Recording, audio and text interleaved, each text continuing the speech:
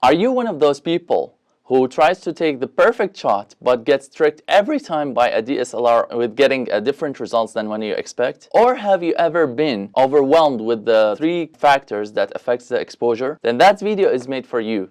This video we're gonna talk about the triangle of exposure. I know it might sound overwhelming to many of you, but trust me, it's one of the basic factors in photography that it's easy to master, and once you know it, you can pretty much make easy, best quality videos ever you can do.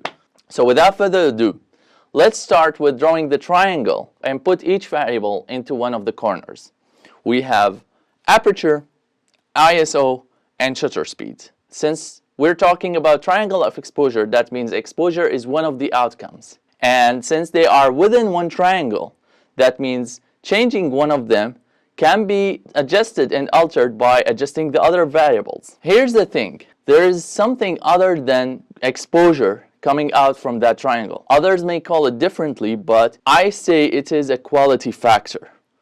I'd like to start with a very basic concept of all. The shutter speed. The shutter speed, from the word speed, it represents how fast something is happening. In our body, our cameras are our eyes. The higher the speed means we are blinking faster. That means there's going to be less light coming in. Now in terms of the camera, a higher shutter speed means... Hello? Hello there. Is anybody here? Did you come to play with me? No.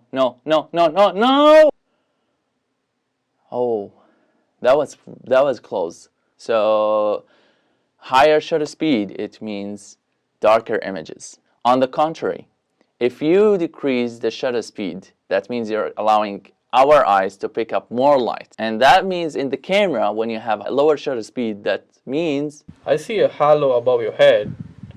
I'm still here. What do you mean? I didn't go to heaven. I'm here. I'm recording that video. Whew. That's what happened when we decrease the shutter speed. This is the exposure factor. What happens with the quality factor? When we have a higher shutter speed, what's actually happening? We're back. When we decrease the shutter speed, we taking longer to be captured, and a moving object like me, for example, I'm blurred. You can apply this concept when you want to take outdoor pictures, like a long exposure for dark skies, cityscape, etc. A lot of things can be applied in this concept. That is the quality factor in the camera. Coming to the next factor, it is the aperture. Now aperture can be a tricky one because of the relationship between the outcomes and the variable itself. Let me show you an easy way to remember this.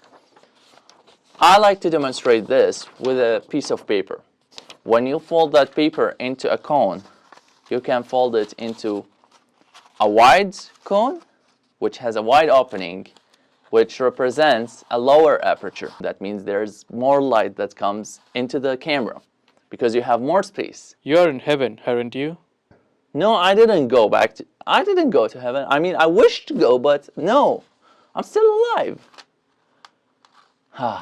Thank you. So this is what actually happened when we have a small aperture and a big cone.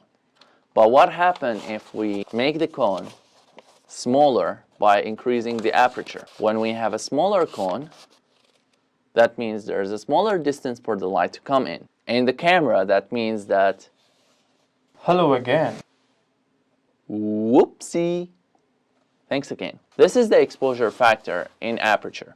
The quality factor, I like to think of it as, again, back to the wide cone. When we have a wide cone, we have a shorter distance. This shorter distance represents the area that you can focus. This zone of focus can be set whatever you want. You can set it on me, or you can set it closer, for example.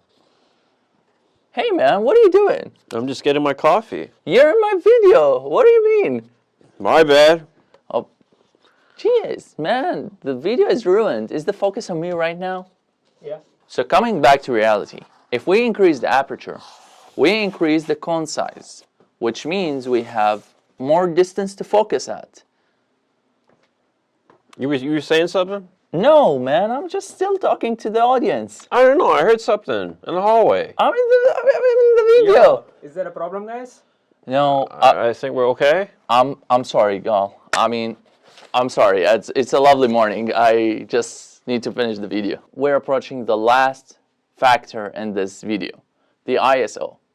ISO stands for the sensitivity of the camera sensor to light. By common sense, when we have a more sensitive sensor, that means it can pick more light rays, which can be intense or less intense light. Oh God, not again. I'm getting used to it. So, moving on, when we have a smaller ISO, that means a lower sensitivity of light. That means you only pick up a very high intensity light or a smaller amount of light. Again? You miss me? Oh, come on, man. Let's agree on something. Listen, let's set up a day when we both meet together, okay? Sounds fair. Halloween's Day? Whatever you want. Cool. I'm watching you till then. Now you know the exposure factor in the ISO, but what about the quality factor? Let's make it sensible.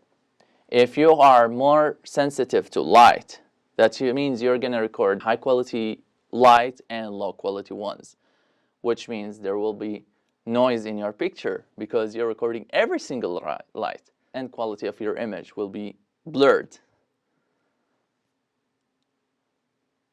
On the contrary, if you lower the ISO, you're picking only high intensity and high quality light.